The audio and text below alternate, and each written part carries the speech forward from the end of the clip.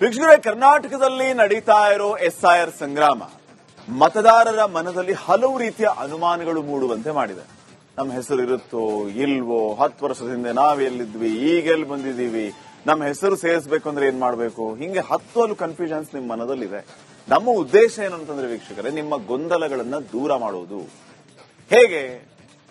ರಾಜಕೀಯ ಪಕ್ಷಗಳು ಆರೋಪಿಸ್ತಾ ಇರುವಂತೆ ಕೇವಲ ಎನ್ಯುಮರೇಷನ್ ಫಾರ್ಮ್ ಭರ್ತಿ ಮಾಡಿದ ಕಾರಣಕ್ಕೆ ನಕಲಿ ಮತದಾರರು ಅಂತಿಮ ಪಟ್ಟಿಯಲ್ಲಿ ಸ್ಥಾನವನ್ನ ಪಡಿತಾರಾ, ಇಲ್ಲ ರಾಜಕೀಯ ಪಕ್ಷಗಳ ಆರೋಪದಲ್ಲಿ ಸತ್ಯ ಇದೆಯೇ? ಇದೆಲ್ಲ ಪ್ರಶ್ನೆಗಳಿಗೆ ರಿಪಬ್ಲಿಕ್ ಕನ್ನಡ ತಜ್ಞರ ಬಳಿಗೆ ಉತ್ತರವನ್ನ ಹುಡುಕೋ ಪ್ರಯತ್ನ ಮಾಡಿದೆ. ಇದ್ರ ಬಗ್ಗೆ ತಜ್ಞರು ಮಾತಾಡಿದ್ದಾರೆ. ಒಂದು ವರದಿನೂ ಇದೆ, ನೋಡ್ಕೊಂಬ.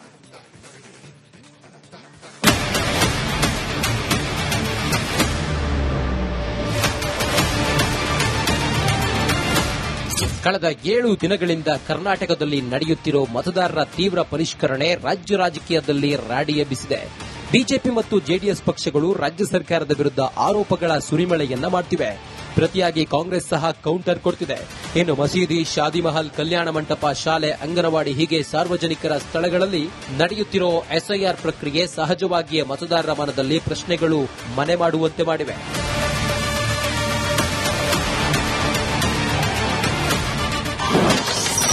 ಎನ್ಯುಮರೇಷನ್ ಫಾರ್ಮ್ ಭರ್ತಿ ಮಾಡಿದ್ರೆ ಮತ ಫಿಕ್ಸ್. ಮತದಾರರ ಮನದಲ್ಲಿ ಎದ್ದ ಪ್ರಶ್ನೆಗಳಿಗೆ ತಜ್ಞರು ಏನಂತಾರೆ? ಹೌದು, ದೇಶದಲ್ಲಿ ನಡೆಯುತ್ತಿರೋ ಮಾದರಿಯಲ್ಲೇ ರಾಜ್ಯದಲ್ಲಿಯೂ ಎಸ್ಐಆರ್ ಪ್ರಕ್ರಿಯೆ ನಡೆಯುತ್ತಿದೆ. ಆದರೆ ಮೊದಲ ದಿನದಿಂದಲೇ ಗುಂಪು ಗುಂಪಾಗಿ ಬಿಎಲ್ಒಗಳು ಎನ್ಯುಮರೇಷನ್ ಫಾರ್ಮ್ ಭರ್ತಿ ಮಾಡುತ್ತಿರುವುದು ಸಹಜವಾಗಿಯೇ ಸಾರ್ವಜನಿಕರ ಆತಂಕಕ್ಕೆ ಕಾರಣವಾಗಿದೆ. ವಿರೋಧ ಪಕ್ಷಗಳು ಆರೋಪ ಮಾಡುತ್ತಿರುವಂತೆ ಅಕ್ರಮ ಬಾಂಗ್ಲಾದೇಶಿಗರು ಮತಪಟ್ಟಿಯ ಒಳಗೆ ನುಸುಳುತ್ತಾರಾ ಅನ್ನೋ ಪ್ರಶ್ನೆಯೂ ಎದ್ದಿದೆ. ಜನಸಾಮಾನ್ಯರಲ್ಲಿ ಮೂಡಿರೋ ಈ ಆತಂಕವನ್ನ ದೂರ ಮಾಡಲು ರಿಪಬ್ಲಿಕ್ ಕನ್ನಡ ಮುಂದಾಗಿದೆ. ರಿಪಬ್ಲಿಕ್ ಕನ್ನಡ ಕಳೆದ 3 ದಿನಗಳಿಂದ ರಾಜ್ಯದ ಜನರಿಗೆ ಮತದಾರರ ತೀವ್ರ ಪರಿಷ್ಕರಣೆ ಬಗ್ಗೆ ಸಮಗ್ರವಾದ ಮಾಹಿತಿಯನ್ನ ನೀಡುತ್ತಿದ್ದು, ಹಂತ ಹಂತವಾಗಿ ಎಸ್ಐಆರ್ ಪ್ರಕ್ರಿಯೆಗಳನ್ನು ವಿವರಿಸುವ ಕೆಲಸವನ್ನ ಮಾಡುತ್ತಿದೆ. ಸದ್ಯ ಜುಲೈ 29ರವರೆಗೆ ಬಿಎಲ್ಒಗಳು ಮನೆ ಮನೆಗೆ ಹೋಗಿ ಫಾರ್ಮ್ ಭರ್ತಿ ಮಾಡುವ ಕೆಲಸ ಮಾಡುತ್ತಿದ್ದಾರೆ. ಕೆಲವೆಡೆ ಈ ಪ್ರಕ್ರಿಯೆಯಲ್ಲಿ ಲೋಪವಾಗಿದೆ.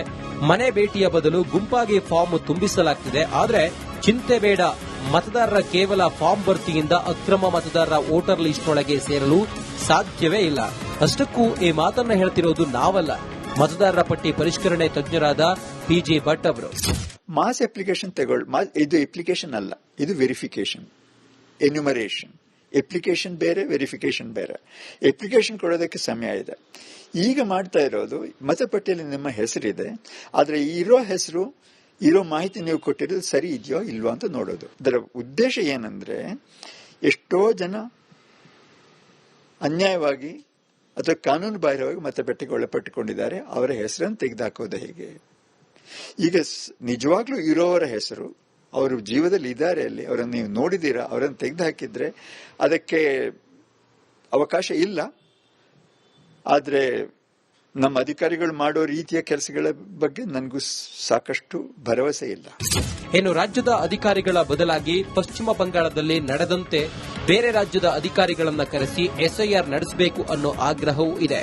ಈ ವಿಚಾರದ ಬಗ್ಗೆಯೂ ಪಿಜಿ ಭಟ್ ಅವರು ತಮ್ಮ ಅಭಿಪ್ರಾಯ ತಿಳಿಸಿದ್ದು, ಕರ್ನಾಟಕದಲ್ಲಿ ಸದ್ಯ ಅಂತಹ ಪರಿಸ್ಥಿತಿ ನಿರ್ಮಾಣವಾಗಿಲ್ಲ ಎಂದು ಹೇಳಿದ್ದಾರೆ. ಇನ್ನೂ ಕೂಡ ನಾವು ಆಗ್ರಹ ಮಾಡ್ತೀರಿ, ಬೇರೆ ರಾಜ್ಯದ ಅಧಿಕಾರಿಗಳನ್ನ ಇಲ್ಲಿ ತಂದು, ಯಾವ ರೀತಿ ವೆಸ್ಟ್ ಬೆಂಗಾಲಲ್ಲಿ ಅಲ್ಲಿನ ಸರ್ಕಾರ ವಿರೋಧ ವ್ಯಕ್ತ ಮಾಡ್ತು, ಆ ಸಂದರ್ಭದಲ್ಲಿ ಸುಪ್ರೀಂ ಕೋರ್ಟ್ ಆದೇಶದ ಮೇಲೆಗೆ ಅಲ್ಲಿ ಎಸ್ಐಆರ್ ನಡೀತು.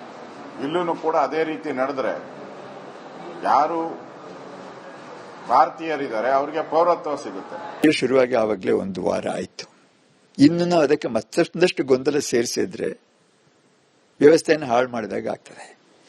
ಏನಾದ್ರೂ ಬೇಕಿದ್ರೆ, ಈಗ ಪಶ್ಚಿಮ ಬಂಗಾಳದಲ್ಲಿ ಏನಾಯ್ತು, ಮೊದಲೇ ಗಲಾಟೆ ಮಾಡಿದ್ರು, ಇದು ಸರಿ ಇಲ್ಲ, ಎಸ್ಐಆರ್ ಬೇಡ, ಬೀದಿಗಿಳಿದ್ರು, ಏನೇನೋ ಮಾಡಿದ್ರು, ಘೆರಾವ್ ಮಾಡಿದ್ರು. ಕರ್ನಾಟಕದಲ್ಲಿ ಏನಾಯ್ತು, ಸಿದ್ದರಾಮಯ್ಯ ಅವರು ಒಮ್ಮೆ ಹೇಳಿಕೆ ಕೊಟ್ಟರು, ಇದು ಸರಿ ಇಲ್ಲ ಅಂತ. ಡಿ.ಕೆ. ಶಿವಕುಮಾರ್ ಸ್ವತಃ ಎಸ್ಐಆರ್ ಅಲ್ಲಿ ಭಾಗವಹಿಸಿ ಹೇಳಿದ್ರು, ಇದನ್ನ ಚೆನ್ನಾಗಿ ಮಾಡಿ ಎಲ್ಲರೂ ಸಹಕರಿಸಿ ಅಂತ. ಇನ್ನು ನಾವು ಗಲಾಟೆ ಶುರು ಮಾಡಿದ್ರೆ, ಇದು ಸರಿ ಇಲ್ಲ, ಬೇರೆ ದೇಶದವರನ್ನ ವೀಕ್ಷಕರಾಗಿ ತರಬೇಕು ಅಂತ ಹೇಳಿದ್ರೆ ಅದಕ್ಕೆ ಎಷ್ಟು ಸಮಯ ಬೇಕು? ಅದೆಲ್ಲ ಕೂಲಂಕಷವಾಗಿ ವಿವರಿಸಿ ಬೇಕು ಬೇಡ ಅಂತ ಹೇಳೋ ಹೊತ್ತಿಗೆ ಇದು ಮುಗ್ದಿರತ್ತೆ. ಸೊ ನನ್ನ ಅಭಿಪ್ರಾಯ ಏನಂದ್ರೆ, ಈಗ ನಡೀತಾ ಇದೆ, ನನ್ನ ಮಾಹಿತಿ ಪ್ರಕಾರ ಈವರೆಗೇನು ಈ ಗುಂಪುಗಳನ್ನು ಕರೆದು ಅಲ್ಲಿ ವೆರಿಫಿಕೇಶನ್ ಮಾಡೋದೊಂದು ಅಲ್ಲಿ ಇಲ್ಲಿ ದೂರ ಕೇಳಿ ಬಂದಿದ್ದಲ್ಲದೆ ಉಳಿದದ್ದು ಚೆನ್ನಾಗಿ ನಡೀತಾ ಇದೆ. ವೀಕ್ಷಕರೇ, ಹಿರಿಯರಾದ ಪಿಜಿ ಭಟ್ ಅವರ ಮಾತುಗಳನ್ನ ಕೇಳಿಸಿಕೊಂಡ್ರಲ್ಲ. ಕೇವಲ ಅರ್ಜಿ ಭರ್ತಿಯಿಂದ ಯಾವುದೇ ಅಕ್ರಮ ನಡೆಸಲು ಸಾಧ್ಯವಿಲ್ಲ. ಹಾಗೆಯೇ ಹೊರ ರಾಜ್ಯ ಅಧಿಕಾರಿಗಳು ಕರ್ನಾಟಕಕ್ಕೆ ಬರೋ ಅವಶ್ಯಕತೆಯೂ ಇಲ್ಲ. ಈಗ ಆಗಬೇಕಿರೋದು ಇಷ್ಟೇ, ಬಿಎಲ್ಒಗಳು ಮನೆ ಮನೆಗೆ ಹೋಗಬೇಕು. ಮತದಾರರು ಅವರಿಗೆ ಸಮರ್ಪಕ ಮಾಹಿತಿಯನ್ನ ನೀಡಿ ನಿಮ್ಮ ಮತ ಉಳಿಸಿಕೊಳ್ಳಬೇಕು ಅಷ್ಟೇ.